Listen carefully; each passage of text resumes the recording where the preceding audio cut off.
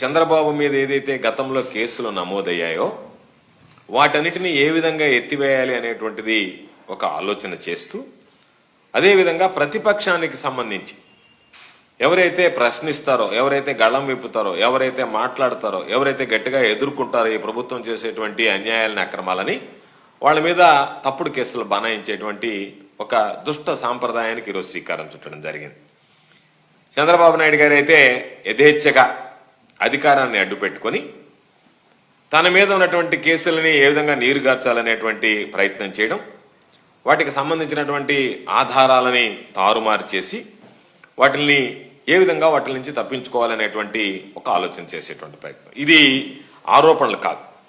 ఈరోజు మేము ఈ మీడియా సమావేశంలో దానికి సంబంధించి గతంలో చంద్రబాబు నాయుడు గారు పాల్పడినటువంటి అవినీతిని గతంలో చెప్పడం జరిగింది. మరొకసారి కూడా మా దగ్గర ఉన్నటువంటి ఆధారాలతో సహా ఈరోజు ఈ మీడియా సమావేశంలో చంద్రబాబు నాయుడు గారు గతంలో ఏం చేశారు, వాటి మీద ఎటువంటి కేసులు నమోదయ్యాయి, అవి ఏ ఏ స్థాయిల్లో ఉన్నాయి, వాటికి సంబంధించి ఈరోజు చంద్రబాబు నాయుడు గారు నీరు గార్చేటువంటి విధంగా ఏ విధంగా ప్రయత్నిస్తున్నాడు అనేటువంటిది స్పష్టంగా మీ ద్వారా ప్రజల ముందు తెలియజేయడం జరుగుతుంది. ఈరోజు అక్రమాలు చేస్తూ అడ్డంగా దొరికిపోయినటువంటి ఈరోజు దొంగలంతా అదే అధికారాన్ని అడ్డు పెట్టుకొని ఈరోజు ఏ విధంగా తప్పించుకోవాలనేటువంటి దాంట్లో అనేక రకాలైనటువంటి స్కాములు జరిగాయి. గతంలో స్కిల్ స్కామ్ కానీ, ఇన్నర్ రింగ్ రోడ్డుకి సంబంధించినటువంటి అలైన్మెంట్ స్కామ్ కానీ, అదేవిధంగా ఫైబర్ నెట్కి సంబంధించినటువంటి స్కామ్ కానీ, రాజధానిలో అసైన్డ్ భూముల కుంభకోణం కానీ, వీటన్నిటిని కూడా గత ప్రభుత్వంలో సిఐడికి అప్పచెప్పడం, సిఐడి దాని మీద విచారణ జరపడం, ఇవన్నీ కూడా మనం వచ్చిన తర్వాత ఈరోజు వైఎస్ఆర్ కాంగ్రెస్ పార్టీ ప్రభుత్వం ఏర్పడిన తర్వాత వాటి మీద విచారణ జరిపి చర్యలు కూడా తీసుకోవడం జరిగింది. అయితే చంద్రబాబు అధికారంలోకి వచ్చిన తర్వాత ఒక పథకం ప్రకారం తన మీద ఏదైతే కేసులు గతంలో నమోదయ్యాయో వాటన్నిటిని నిర్వీర్యం చేసేటువంటి ప్రయత్నానికి శ్రీకారం చుట్టి వాటన్నిటి నుంచి తప్పించుకునేదానికి ఈరోజు ఆ కేసుల్లో ఎక్కడ శిక్ష పడుతుందో కాబట్టి ఆధారాలన్నీ కూడా ఏదో ఒక విధంగా వాటిల్ని రూపుమాపి ఏదో ఒక విధంగా దాని నుంచి తప్పించుకోవాలనేటువంటి ఒక ప్రయత్నం చేసేటువంటి పరిస్థితి. దీనికోసం ఎల్లో మీడియాను వాడడం, ఎవరైతే ఆనాడు విచారణ అధికారులు ఉన్నారో వాళ్ళ మీద లేనిపోయినటువంటి నిందలు మోపడం, చెయ్యనటువంటి తప్పులని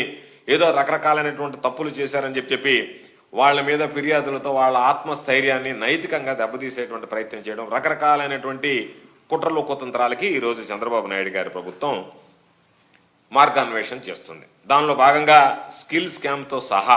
అనేక రకాలైనటువంటి స్కామ్లు మనం చెప్పినటువంటి అసైన్డ్ భూముల కుంభకోణం కానీ, ఇన్నర్ రింగ్ రోడ్డుకి సంబంధించినటువంటి అలైన్మెంట్ చేంజ్ చేయడం కానీ, వీటన్నిటితో పాటు మార్గదర్శి దాని పెద్ద స్కామ్, మార్గదర్శి లాంటి స్కామ్లు ఇవన్నీ కూడా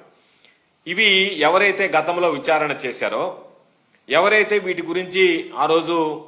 వాస్తవాల ఆధారాలతో సహా బహిర్గతపరిచారో వాళ్ళ మీద ఈరోజు చంద్రబాబు నాయుడు అధికారంలోకి వచ్చిన తర్వాత నా మీదనే మీరు వ్యతిరేకంగా మీరు ఆ రోజు ఆధారాలు సేకరిస్తారా, నా మీదనే మీరు కేసులు నమోదు చేస్తారా అన్నట్టుగా కక్ష సాధింపులకు పాల్పడడం జరుగుతుంది. అందులో భాగంగా డీజీపీ స్థాయి అధికారి అయినటువంటి పిఎస్ఆర్ ఆంజనేయులు గారి మీద దాని మీద ఆయన కక్షతోనే ఆయన్ని సస్పెండ్ చేయడం జరిగింది. అదేవిధంగా సిఐడి చీఫ్ హోదాలో ఆ రోజు ఈ కేసులన్నింటినీ పర్యవేక్షించినటువంటి సంజయ్ గారి మీద ఈరోజు సస్పెన్షన్ వేయడం జరిగింది. మార్గదర్శి వ్యవహారానికి సంబంధించి మరో సీనియర్ అధికారి రామకృష్ణ మీద తప్పుడు ఆరోపణలు చేస్తూ అనేక రకాలైనటువంటి కథనాలను ఎల్లో మీడియాలో ప్రచారం చేస్తూ ఆయన మీద కూడా ఈరోజు కక్ష సాధింపులకు పాల్పడేటువంటి పరిస్థితి. ఈ కేసులకు సంబంధించి వాళ్ళు ఎక్కడైతే ఈ కేసులు చంద్రబాబు నాయుడు పాత్ర ఉందో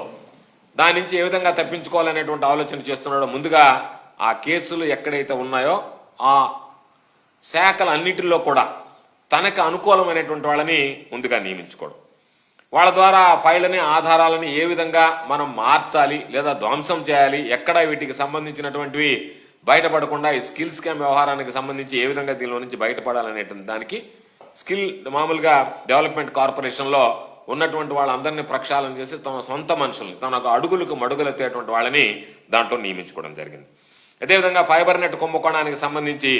ఆంధ్రప్రదేశ్ స్టేట్ ఫైబర్ నెట్ లిమిటెడ్లో కూడా తనకు అనుకూలంగా ఉండేవాళ్ళు, తన అనుయాయులుగా ఉండేవాళ్ళు, తన చెప్పు చేతల్లో ఉండేవాళ్ళు, తను చెప్తే వినేటువంటి వాళ్ళు, ఎదురు చెప్పకుండా కొట్టేటువంటి వాళ్ళు, తన ఆ మాటల్ని ఆజ్ఞల్ని అమలు చేసేటువంటి వాళ్ళని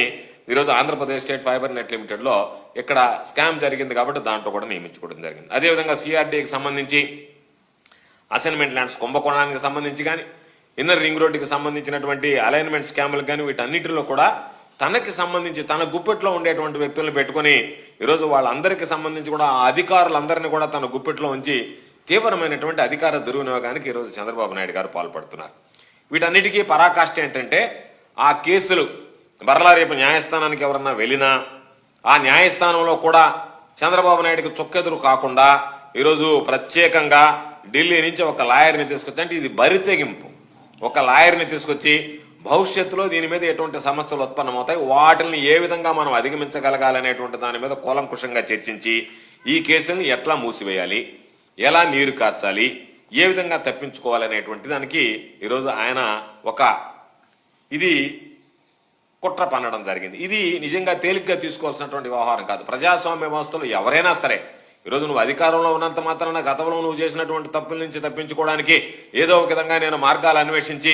వాటన్నిటిని ఆధారాలన్నింటినీ నాశనం చేసి నేను బయటపడాలనేటువంటిది ఇది ప్రజాస్వామ్య వ్యవస్థలో మంచిది కాదు.